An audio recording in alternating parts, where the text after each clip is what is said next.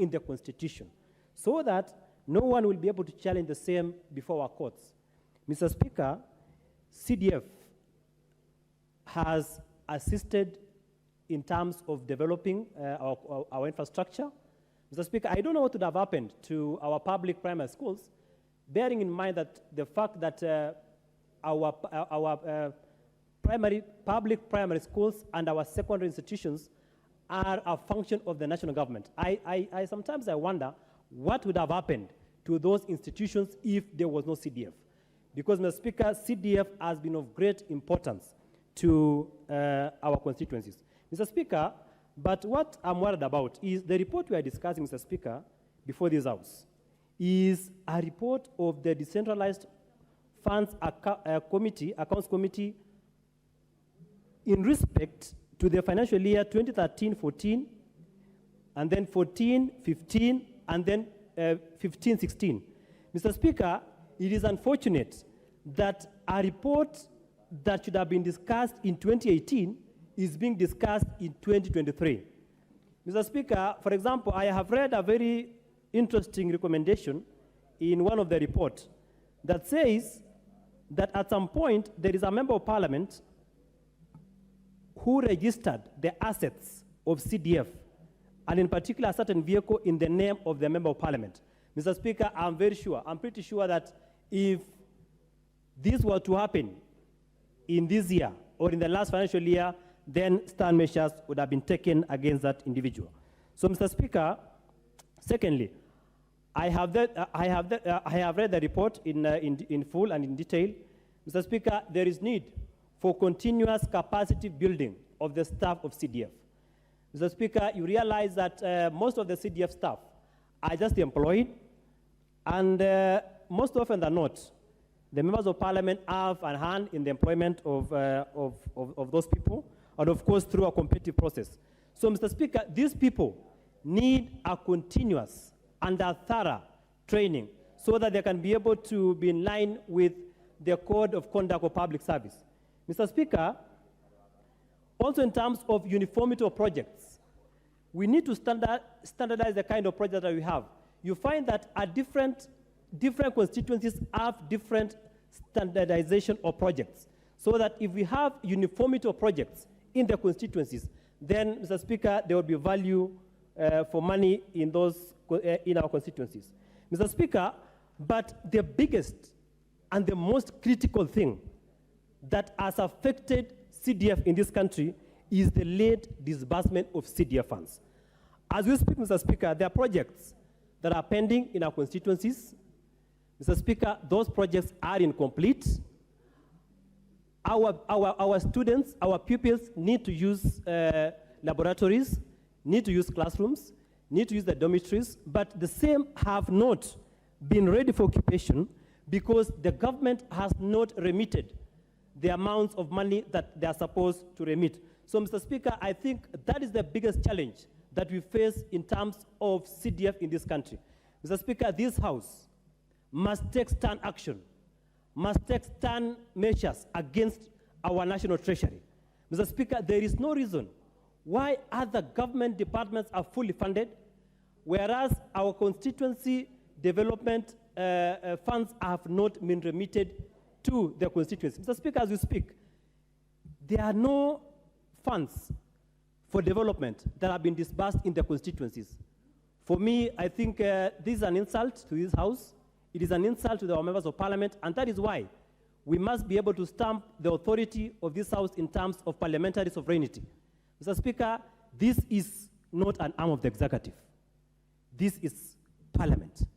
This is an arm of the government. Mr. Speaker, we have three arms of government: the executive, the legislature, and the judiciary. This parliament is not an arm of the executive. And that is why we must be able to stamp our authority as a House. And the reason why the funds have not been disbursed is because of the way we have acted as a House. Mr. Speaker, we need to have a firm resolve in this House so that we gain the respect that we deserve as a National Assembly. Because if we become an appendage of either arms of government, then even if we ask for funds to be disbursed to our constituencies, we have lost our independence, we have lost our sovereignty in quotes, and therefore, even if we demand, we do we do not have that respect from the executive. So, Your Honor, we must stamp our feet and our authority as a House so that we have that respect. Mr. Speaker, the other issue that the problem we have is if there is a problem on matters of CDF, the first person to be blamed is the Member of Parliament. Mr. Speaker, it is very unfortunate. It should be noted that the Member of Parliament does not play any role in terms of CDF. The person, we have an accounting officer, and that is the person who should take the ultimate responsibility when it comes to matters of CDF. Most often than not, the Member of Parliament, with their audit queries, the buck normally, in terms of what the public perceives, is that the buck stops at the Member of Parliament. Mr. Speaker, that is not the correct position. The correct position is as CDF is managed through the office of the fund manager, and therefore the Member of Parliament has no role in terms of the management of CDF. Mr. Speaker, I also call upon the COCs, that is the constituency oversight committees in our constituencies, to play their role. Because, Mr. Speaker, the question is, who polices the fund manager? Who polices the officers serving in CDF? Mr. Speaker, the COC must stamp the authority and be able to oversight the CDF committee so that they can be able to execute their mandate or to discharge their mandate without any fear of intimidation. Mr. Speaker, we also still call for continued increase in the allocation of CDF. Mr. Speaker, you realize that there was a slight improvement in the formula for allocation of CDF. But, Mr. Speaker, you realize that the highest constituency in this country receives a paltry, around 165 million. That is the highest allocation that a constituency receives in this country. Mr. Speaker, if you compare the importance of CDF to the amount allocated, Mr. Speaker, there is a big difference. And that is why, as this House, we should call for an increment in CDF, because, as we have agreed, CDF plays a critical role, plays an important role, and of course, that trickles down to the people who are on the ground. Mr. Speaker, so many children have benefited from our bursaries. And there has been no audit queries, so much audit queries in terms of bursaries, because the bursaries benefits most of our children, and for that reason, Mr. Speaker, sir, I fully support this report. I fully support the recommendation contained therein, and I believe that if the recommendations are adopted as they are, then we shall have a CDF that... Honorable Toroitich, yes. It is very refreshing to listen to you. Thank you, Mr. Speaker. Could you be rushing because you are running out of time? Because I would be keen to give you more time if you still have contributions to make. Mr. Speaker. More so, you know, that point you made on sovereignty of the House and how the audit process should be undertaken is yes. quite relevant and refreshing for me. You need more time, or you are concluding? Very well, Mr. Speaker. Maybe I can prosecute that matter. I'll give you 3 more minutes. That are raised in this House. Mr. Speaker, what I've said is... Thank you, Mr. Speaker, for adding me more time to prosecute on that matter. Mr. Speaker, what I've said is this House must stamp its authority. Mr. Speaker, Montesquieu was never wrong when he talked about separation of powers. And in this country, and in the entire Commonwealth jurisdiction, there is a reason why we have 3 arms of government. The judiciary... Just a minute, Honorable Toroitich. Honorable Lynette Jepchichir, would you approach the Speaker, please?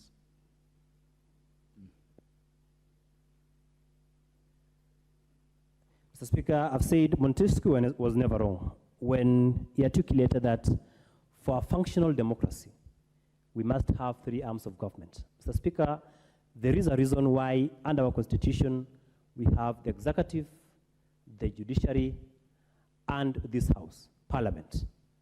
Mr. Speaker, and I've said once, not once, not twice, but severally, that this House is not an appendage of the executive. This House must be able to stand firm. This House must be able to prosecute its business without being directed by the executive. And Mr. Speaker, the reason why I've said that is because one of the critical things that a member of parliament must have in order to prosecute his or her duties at the local level is the CDF.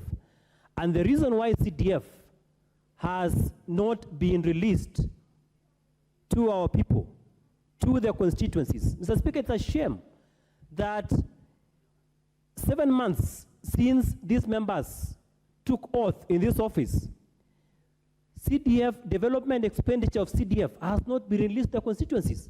And we are here as members of parliament, we are mum, we are not saying anything, yet this financial year has lapsed and no amount of CDF has been released to our constituencies.